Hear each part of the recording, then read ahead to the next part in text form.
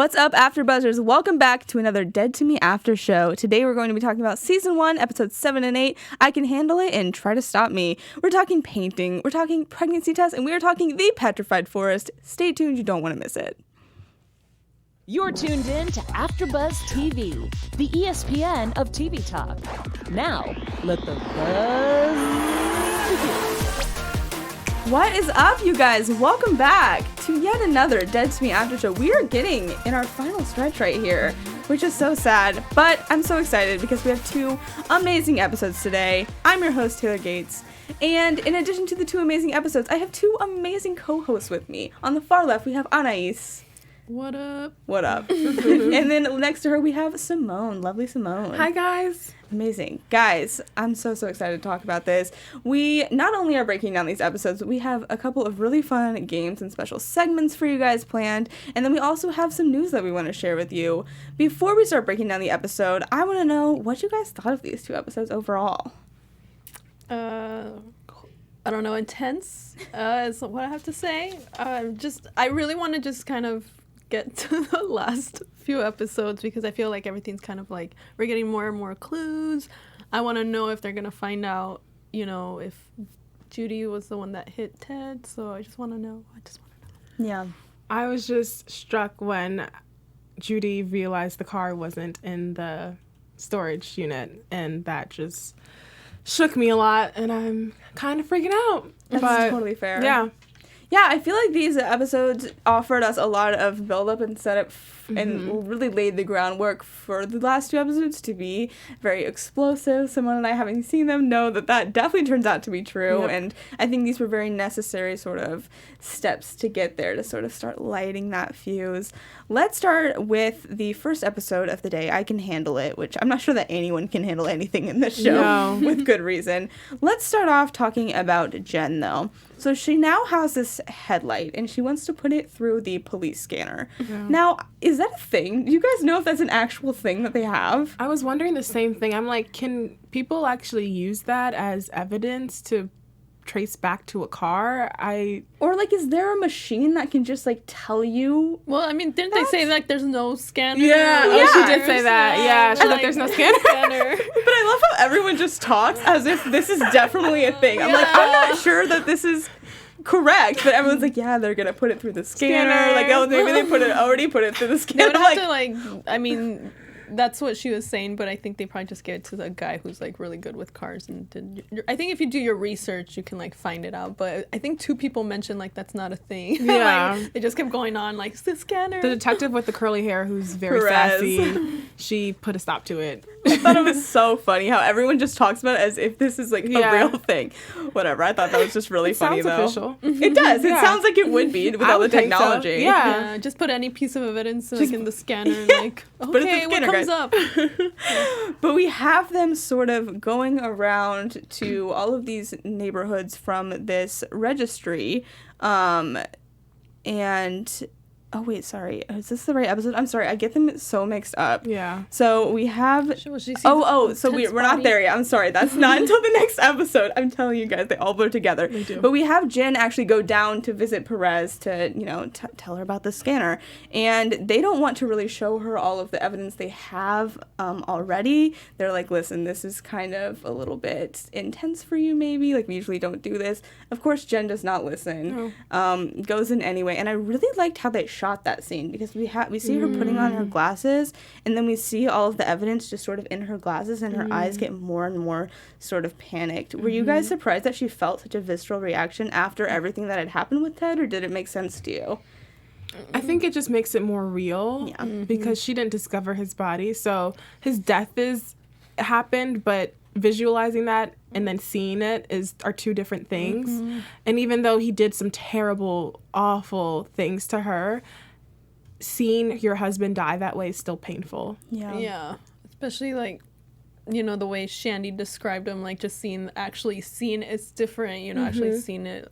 Oh, Yeah, I felt so bad for her. They told her, but Jen is so stubborn. She's not going to listen. She's going to do whatever she wants. I can handle it, It's like, no, you can't. Yeah, I felt so bad for her just sitting outside of that wall and kind of leaning against it and like, and then she goes into the car and has this sort of panic attack. Like, she's just really not in a great place, and and we can definitely see why. And to make matters worse, Judy is not answering her calls, which we will get to, because Judy's off doing her own little thing. But she's back in this sort of state where she is sort of isolated again. And she goes off to work. And one of the most epic scenes, I think, is her and this house-buying woman. I couldn't find on IMDb a character name, but she's played by actress Beth Littleford, who I, loved, because she was just saying the most ridiculous stuff. I want to know if that was scripted or just, things she was, in tea stains and, all of this stuff. And I loved how they shot that, too, with the camera just sort of dead on her and, seeing these close-ups. What did you guys think of that whole scene with Jen's freak out?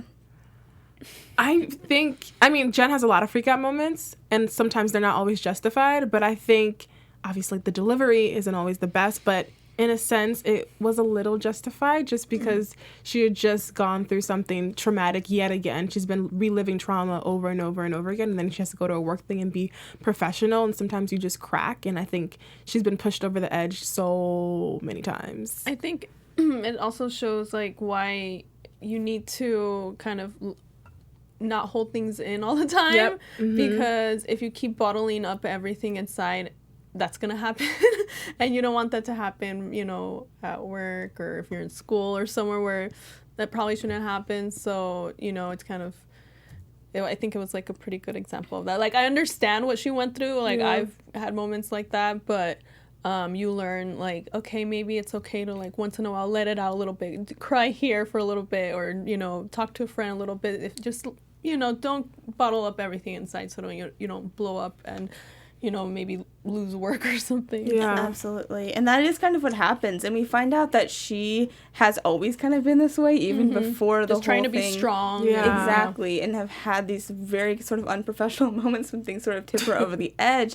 And eventually it leads to her business partner, Chris, saying, listen, this is not working out. I cannot work with you if you're going to be like this, and essentially says that he's no longer going to be her partner.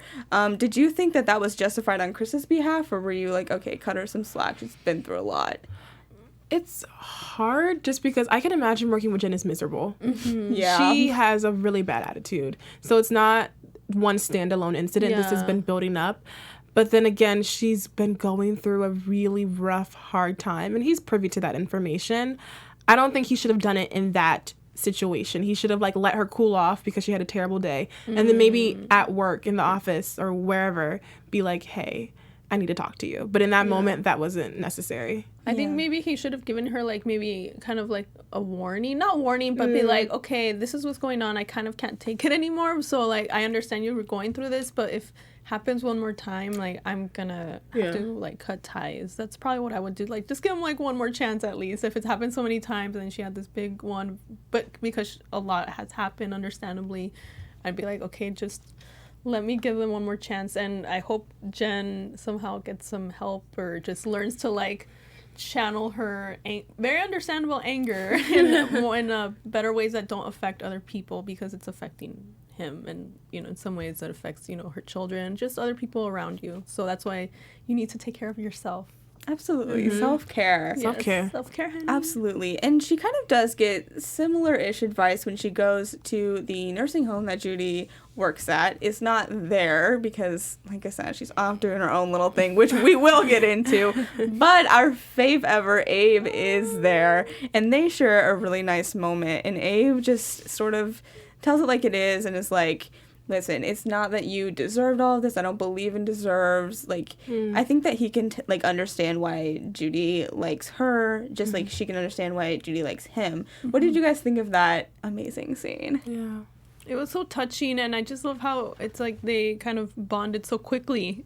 She I don't know, it's just I mean that's happened, I guess, to me. It's there's just something about that person, you can feel their energy and their kindness and sweetness, and I just I want to see more scenes together with them, especially because you don't really see I feel like you see Jen not happy a lot in this show, so it's nice for her to see like a moment where she's like smiling and there's somebody who's like on her side and like supporting her and just comforting her. So yeah, I liked it a lot. Yeah, I think the main two men, Ted and Steve, don't have the best track record in this show. So it's nice to have someone like an Abe who brings that positive energy, and there's at least some male presence in her life that isn't wreaking havoc in her life and just kind of calming her down in the moment when she needs a little bit of comfort. Yeah, it's almost like grandfatherly way, maternal, but also like he has that cool spunk that he can like really relate to Jen, because they both have that sort of like wit and bitingness about them. So I really enjoyed their scene too, and I honestly never thought that we would get a scene between them. I was like, oh, when circumstantially would we ever see them together? So I like that. Unfortunately, even though Judy wasn't there, we did get a chance to see her sort of, you know, broaden her horizons and have a bigger support system, which was really sweet. And then we also get Nick come in and talk to her a little bit later too, although it doesn't really bring her the comfort that talking to Abe did. He is there with an apple pie, and they start sort of talking about the day, sort of talking a little bit about the case, and we get the revelation that Ted was wearing Vans when he was hit by the car, and not running shoes. And Jen makes up this, you know, sort of excuse of like, oh yeah, it's so weird. He just didn't like running shoes. He always ran in these tennis shoes. But then later we see her looking in the closet, and there are stacks upon stacks of them. Initially, Simone, since you've watched it before, and then Anais, you can say your actual reaction since you don't exactly know what happens yet. How did you interpret that whole thing going down?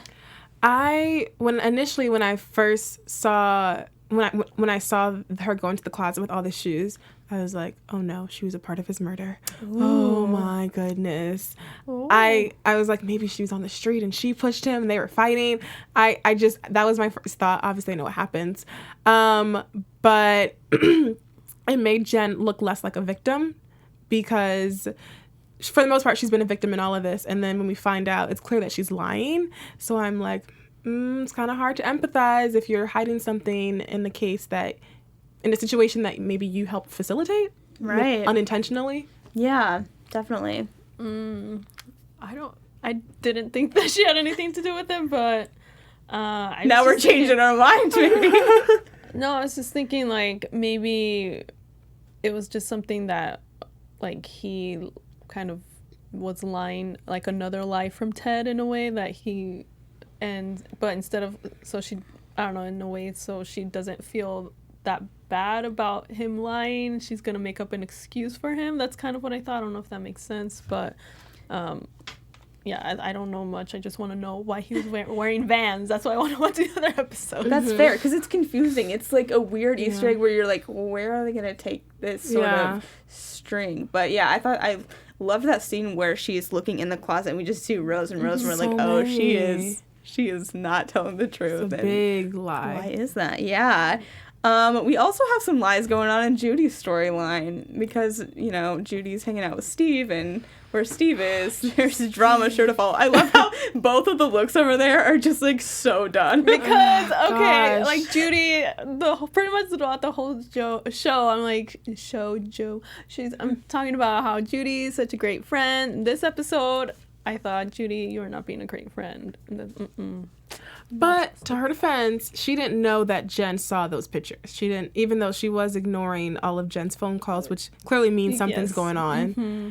But when she's in Steve's presence, she kind of loses all of her. But she prioritized Steve over Jen. Mm-hmm. She did bros over hoes. Bros over hoes. Especially a bro who dicks over chicks, man.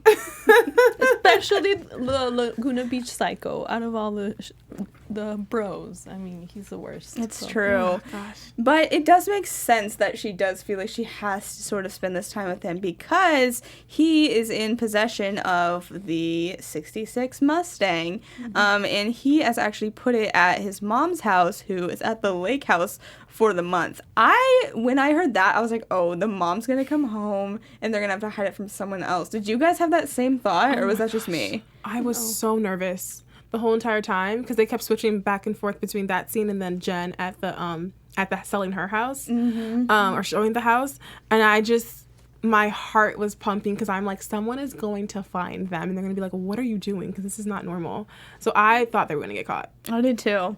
Oh, I didn't. I was just like, we were just super anxious, I guess. So I was like, oh, I feel like there's going to be someone else that comes into the mix, which didn't end up happening. But I just did want to mention one of the most hilariously weird lines is Steve's like, my mom is going through a lot right now. And Judy goes, with her leather allergy? I was like, wait, what? I just thought that was such a random, like, oh gosh. It's so quirky and like so like Laguna Beach thing to say, like Exactly. having a leather allergy. Yeah. Oh, that was so funny. Of all allergies. Right? Of all the things. Whatever. Okay. I believe it, I guess. But Steve is there trying to split the car into a bunch of different pieces because in his mind, it's better than, you know, having one huge car in one place. If it's everywhere, then it's kind of nowhere at all. Mm-hmm. And he's like, don't worry about it. Like, my dad's friends with the sheriff. All the Laguna cops are never going to do anything, which just shows that he's such a skeezy slime ball. But he doesn't really feel like there's any rush on this. And Judy's like, no, we got to dismantle this ASAP. Absolutely ASAP. Which I'm with Judy. Like, I would want to get rid of it as soon as possible. Yeah, exactly. I think he's just so used to being slimy and getting away with things. He just thinks he's untouchable. Because he's rich. Yeah. Privileged. Mm-hmm. Rich, has a lot of money, knows people, and it's worked for him. So this is like, oh, this is something that we can get away with. That's true. But I'm glad that Judy's like, no, then you can go back off to work with your Greek investors. Like, I'm going to be here dismantling this car then. And he's like, okay, fine. I'm not going to, like, make you do this by yourself. And they start sort of dismantling it together. And they start having these kind of flirty, deep conversations. They're reminiscing about past vacations. Judy says she's seeing someone, but you can tell kind of in her voice that she's still sort of holding out for Steve in a way. And they just get to talking about these, you know, past moments, which I think made a lot of sense, like leading into them eventually making out and, you know, having sex. 'Cause like when you do start talking about the past, it's like she wanted it to happen. Yes. I'm just saying. That's why she was doing it. And she, you know, even said in a couple episodes ago, like, I wish things could go back to the way things were. And them sort of talking about the way things were, I think, made her think that. Were you guys surprised that finally happened, or did you sort of see it coming? I saw it coming. Yeah, I was not surprised. I was just disappointed. That is not how you move on from a relationship, especially a toxic one. Stop thinking of only the good things, okay? There were bad stuff, too. Move on. Stop thinking about the good times. Yeah. Move on.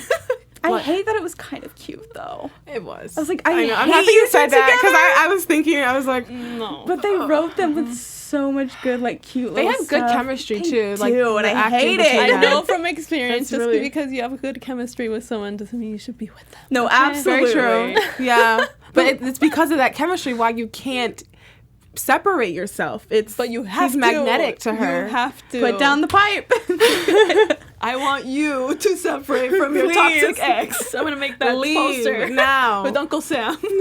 Okay. Please do it. Someone make that for her. I will. Yeah, exactly. I'm good at Photoshop. Your next meme. I love it. Yes. Right. We also do get this kind of strange fact, but it made total sense when you're talking to Judy, about the Petrified Forest and the rocks there.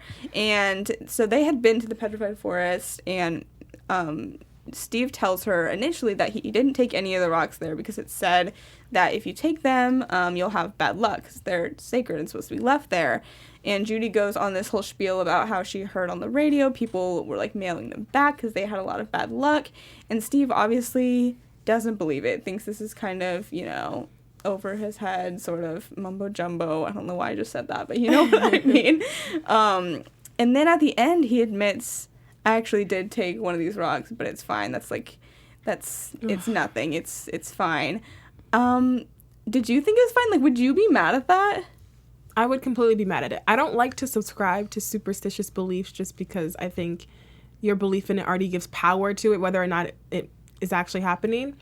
But it goes back to what doesn't belong to you, does not belong to you.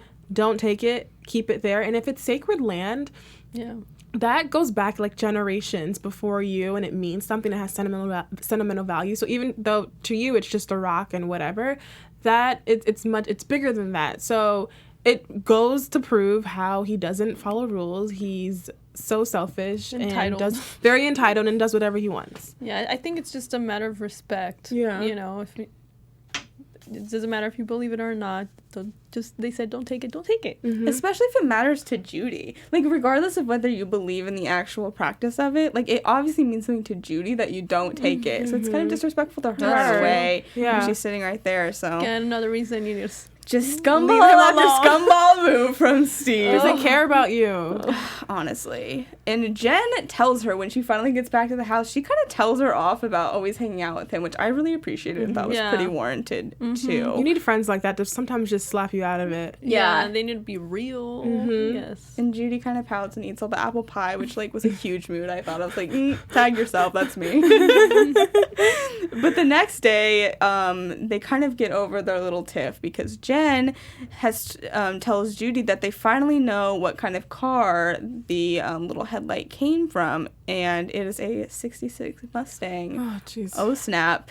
I love the little exchange they had, too, where Judy's like, well, don't you think maybe they would have gotten rid of it? And Jen's like, well, that would have just made them look the most suspicious. Yeah. Like, who would do that? That's the worst thing you could do. It's like, oh, It's like, shoot. Oh my gosh. Digging yourself a bigger hole. I thought that was so funny, too. And then she also brings up the fact that even if they had gotten rid of it, they still have the registry, so they will know that they, did own it at one time. And Judy throws up, which makes a lot of sense, I think. Yeah. But that kind of leads us into the next episode. But before we talk about that, Simone, could you tell us what's happening here at AfterBuzz? Yes. Thank you guys so much for tuning in and for supporting us and making us the ESPN of TV talk.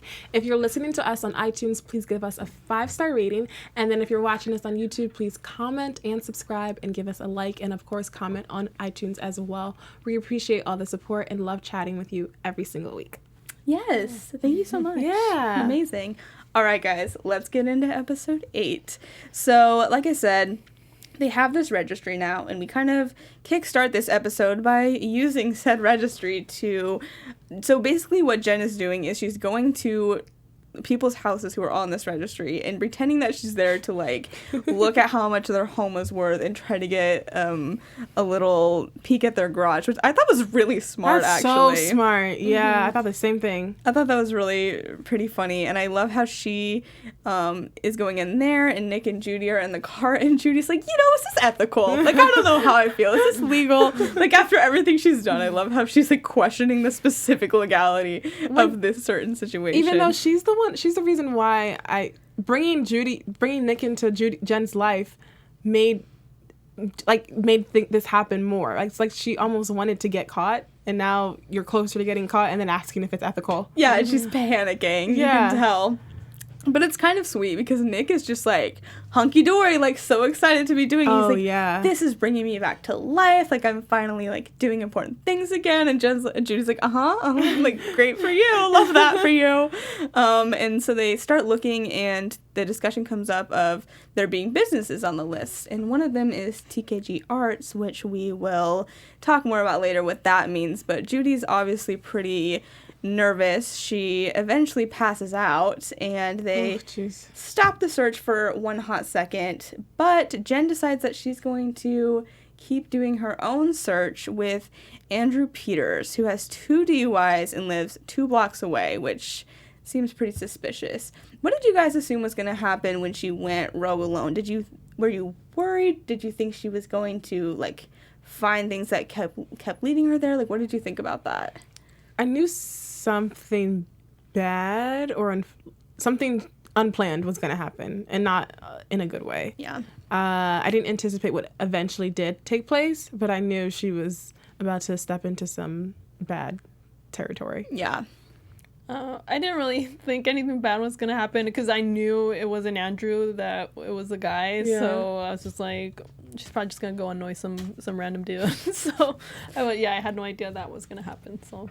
Yeah, because she goes in there and she's like, okay, if I'm going to, get what I need to get and want to get out of the situation, she's going to have to kind of play his game in a way because he's not really letting her in, like keeping at her a distance, and he finally invites her to have a drink, and then they go sit in his car, and she eventually finds out, like, he's actually never even driven this car, and he's just been fixing it up for so long, and he gets really sort of aggressive, like, doesn't let her leave, doesn't let her open the door, and I am, like, so glad that she was able to stop it before anything happened, and had the most Jen way of doing it too, like by elbowing him, and she's like, no means no, which I thought was like so empowering. She's and such a cool. boss. Yeah. I feel like her aggressive nature comes out when it's necessary, and in that moment I'm all for it. Absolutely.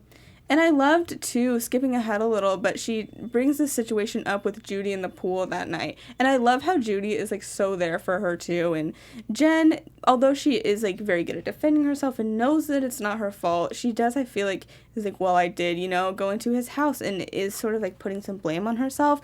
And I love that Judy's like, no, this isn't your fault at all, but you can't do this again. Like, I just think it showed how much they cared about each other. They love each other. Yeah. They truly do, and I just really liked that. And in that same scene, we get Judy being like, yo, I know that you think finding this person is going to make you feel better, but I really don't think it's going to. What were you guys feeling when she said that? Like, I was just screaming inside. Girl, you...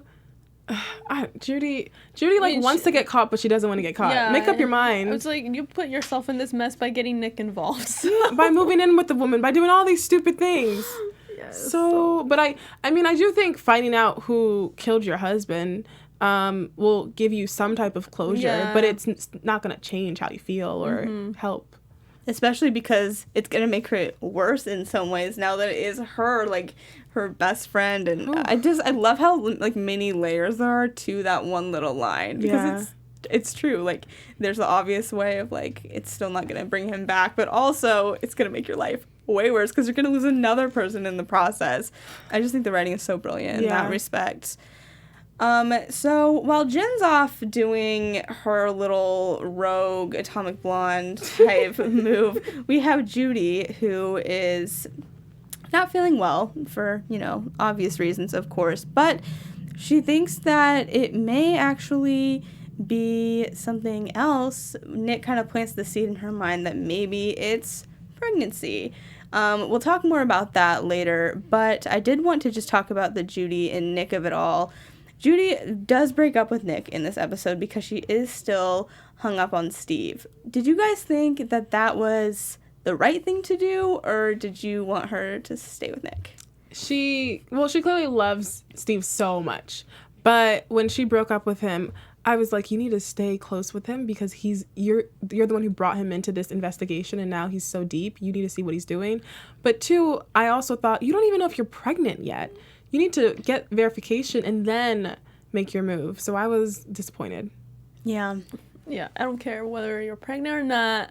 You should not have broken up with Nick. You actually had a good guy. Yeah. And I feel like this just happens in real life. Okay, how many friends do we know, or ourselves, we have a great guy, but no, oh my God, we want the bad boy or whatever. And I just, it's so frustrating. I hate when that happens. I hate when I do it. So. Yeah. Yep. Mm-hmm. Although I agree with that, I just want to say, like, I think in a way it was sort of selfless because she knows that she still is hung up on Steve. Like, is it fair to Nick to, like, have her, brain and heart be with this other guy and kind of be leading him on if she still has, like, all these feelings for Steve? I feel like she didn't really give him enough of a chance, and she's not even trying to get over Steve. That's the thing. Like, yeah, that's the problem. She never took the time to get over him.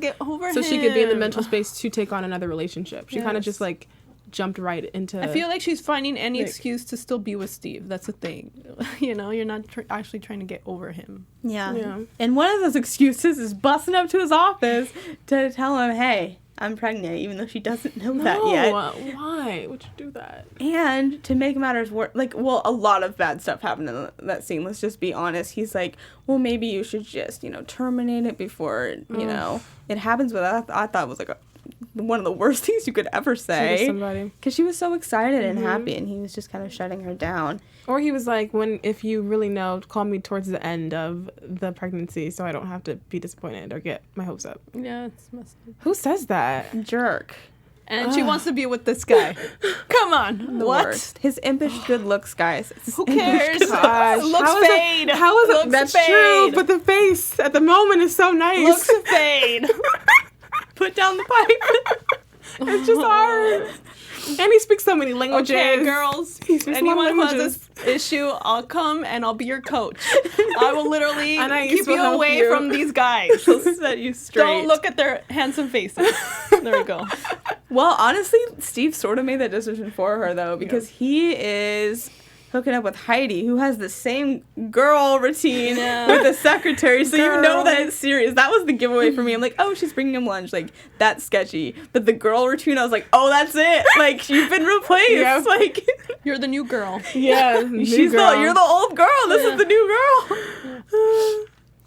Well, in addition to that, Judy also tells Jen that she wants to take the pregnancy test and, like, find out for sure. They have this really, really sweet conversation about, you know, if she wants it to be positive, like, is it the right time? Should, you know, she be a single mom who's quote-unquote unstable is the word they used. And I love how Jen's like, well, you're not going to be by yourself. Like, we can be a 3-child mothering team. I thought that was so cute. It's really cute. Do you guys think they would do a good job together? Yeah, I think because they have it's like a good balance. I think I think it's just good to have a little bit of both. You know, sometimes you need the parents to be more strict, like Jen. Sometimes you need to let the kids be a little bit more carefree, so it could be Judy, and they can just balance each other out. So I think it'd be good. I do agree. They're complete opposites, so it'd be a nice neutral balance of the two. Yeah. Unfortunately, they find out the test is negative, and that's when they go to the pool and drink. But then we have this, like, weird flip-flop where they come back in and the test is positive now. Yeah. What was your guys' reactions to that? Because I felt that was, like, super jarring. Like, I had whiplash from, like, all of the emotions with that stupid pregnancy test. I got so excited. I was like, yes, she's finally going to get what she wants. Mm-hmm. And I've never heard of that, like a pregnancy test switching from 1 to 2. Because it went to 2, right? Yeah. Yes. And that was very jarring. I didn't expect that. Yeah, and then we cut to the next scene with her in the office, and the doctor's like, that can't be true. Like, you're not pregnant. In fact, your estrogen level's so low, you can never have kids. Early menopause. I thought that was so heartbreaking. Which is why her period skipped. Yeah. She just went through so many emotions within, like, such a short amount of time. I felt so bad for her. But I did like that, again, Jen comforted her, you know, outside the room, and I thought that was really, really sweet. Yeah, she was a good friend. She was there for her. Definitely. We do also have some updates on the case, in addition to the characters. So, which I thought was pretty funny. Jen was like, well, actually, Perez said that if I don't stop doing all this stuff, they're going to throw me in jail. Which I was like, to be fair, like, you're really, you know, kind of getting involved in these things that you shouldn't get involved in. Vigilante Jen. She really is. Vigilante Jen. White wine vigilante. I think that was one of the lines that I loved so much from the show. And then at the end, we see Nick pass TKG Art Gallery and see Judy's paintings in the window. And so he, you know, hangs up and it's a little bit confused. And that's kind of the cliffhanger that we leave on. Any thoughts about that before we move into our special segments? Predictions from you, Anais? No, I just want to see the last 2 episodes. Not even thinking about it. Yeah, not even thinking about it because it's just a few moments away. I just want to get on Netflix and finish it. Yeah, so. Totally fair. When that happened, I was thinking, see, this is why you shouldn't have hooked up with this man in the first place. You dragged him in, and you just fed him all the crumbs to get to. And now he has also no what's it called, incentive to protect you, really, because he broke up with him. Like, she wasn't even wise about it. You know. Honestly, yikes. I'm so excited to talk about the next two. But before we go, we have some amazing special segments for you guys. Yes. Simone, can you have our little questions of the day today? Yeah, guys. So our special segment is Judy or Jen. I'm going to list out 3 scenarios, and you have to decide if you're either Team Judy or Team Jen. Okay, let's do it. Okay. First one is, let's say you were looking at devastating photos, Jen, of, Ted's body. Would you want to do that, or would you pass and go MIA and just go off the grid like Judy did? I feel like I'm more of the Jen in the situation in that I want to know what I'm dealing with. Wow. Like, I just get, very curious. Like, once something's planted in my mind, like, I can't stop fixating on it. Mm-hmm. So as painful as it is, I think I would do the same thing that Jen did. What about you, Anais? Yeah, I probably would want to look at them too. I'm that kind of person that I have to just also, yeah. You just have to know. Yeah. I feel like Jen, like, I can handle. So I'm a very much so a Pisces, so I like to be in my head and dream, and I would just want to escape reality and be like, you know what?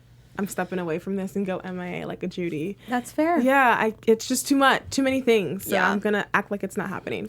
All right, the second one is, would you be superstitious if someone stole sacred rocks on a road trip, so Judy's situation, or would you think your bad luck is from elsewhere, like Jen?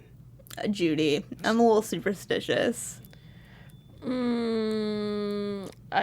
I think your bad luck is from elsewhere, but I still wouldn't take the rocks if that's the rule, just out of respect. So. Like Janudi. I second that. I would just think it's, bad things happen to everybody, but I wouldn't even want to involve myself in stealing rocks that have a reputation of making your life terrible. Like, why? Yeah. Like, what's the benefit? There's nothing exciting or thrilling about that. No. It's depressing. And lastly, if you're spiraling, would you suck it all in until you have a breakdown at work, so Jen, or just get away for as long as possible, Judy? I'd probably flee the scene ASAP. Like, I'd probably be Judy. Like, because I can't just, like, hold it in and then let it all out. Like, it will just come. Like, you can see everything on my face all the time, I feel like. So probably Judy. I'd probably just flee the scene. Okay. I get that. Me, like 10 years ago, would probably be Jen and bottle up. And, yeah. But now that I'm a little older and I've grown and learned, I'm more Judy in that situation. Nice. Yeah. Growth. Mm-hmm. Look at that. Evolving. Yes. And like I said, with the first scenario, I like to escape. I would completely just go away and deal with my emotions and not be in public and have to fake it.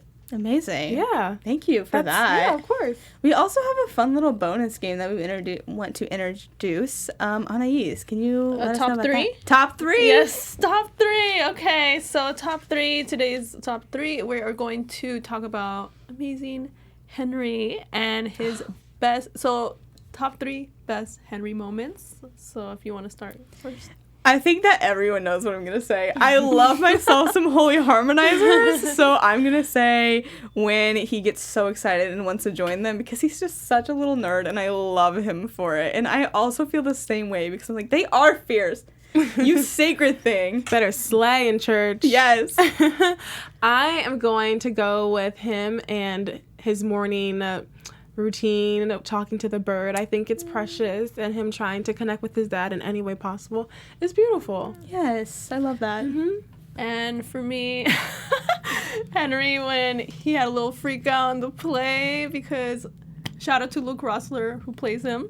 I could totally relate, especially when it comes to dancing, okay? Because I like to learn choreography, Michael Jackson, Britney Spears, whatever. And when I see people at parties doing it wrong, I'm just like, you're doing it wrong, you're ruining the performance. That's not the cha-cha slide I know. Yes, I'm like, let me show you how to do it, okay? So I can relate to that. So we love you, Henry. Amazing. Or Luke. Yes. What a great top 3. Mm-hmm. Before we go, I think we have time for a little bit of news. Anais, you have that as well. Okay. Okay, so this news has to do with the Petrified Forest. So, so we gotta learn. Yeah. So the Wrap talked to museum curator Matt Smith, and he said that after Dead to Me, a bunch of people were calling to see, is this true? Is it true that if you take the rocks, it's bad luck? And he actually said that no. What? Okay. Yeah, it's kind of like a legend, I guess.